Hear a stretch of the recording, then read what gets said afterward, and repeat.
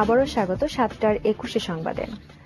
জলবায়ু তহবিল ব্যবহারের স্বচ্ছতা নিশ্চিতকরণের দাবি জানিয়েছে ট্রান্সপারেন্সি ইন্টারন্যাশনাল বাংলাদেশ টিআইবি।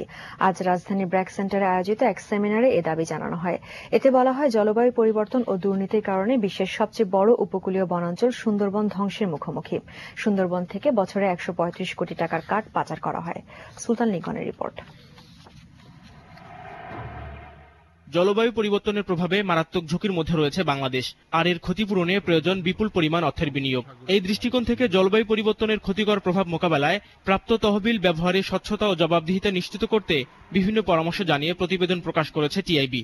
এতে মূল প্রতিবেদন উপস্থাপন করেন টিআইবির চেয়ারপারসন হিউগেট লাবেল। বন ও পরিবেশ খাতে দুর্নীতির কথা স্বীকার করে প্রতিমন্ত্রী বলেন, ক্ষতিপূরণ পাওয়া গেলে স্বচ্ছতার সাথে ব্যয় করা হবে। দুর্নীতির ক্ষেত্রে বাটন টিপার সাথে সাথে সমস্ত দুর্নীতি মুছে যাবে, সমস্ত অন্ধকার ধুয়ে মুছে চলে যাবে, ঠিক সেরকম।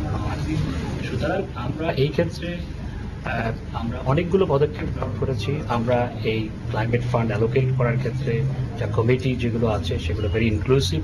এখানে সিভিল সোসাইটির সদস্যরা আছে, আমাদের উন্নয়ন সহযোগীদের মেম্বাররা আছে, এবং এটা খুবই ইনক্লুসিভ ওয়েতে আমরা এগুলো করছি। তবে অর্থনীতিবিদ খলিকুজ্জামানের মতে, উন্নত দেশগুলোর ক্ষতিপূরণের প্রতিশ্রুতি পূরণ না করাও এক ধরনের দুর্নীতি। টাকা খরচ হয়ে যায়নি, সেখানে দুর্নীতি হয়ে যায়নি, দুর্নীতি হওয়ার সম্ভাবনা আছে বলে এই কথাগুলো আগের থেকে বলা হচ্ছে যাতে না হয়। তবে তার আগে বড় দুর্নীতি মত হবে সেটা হলো যে যারা অঙ্গীকার করছেন তারা যদি অঙ্গীকার রক্ষা না করেন, সেটা একটা নৈতিক স্খলন বলে আমরা ধরে নিচ্ছি।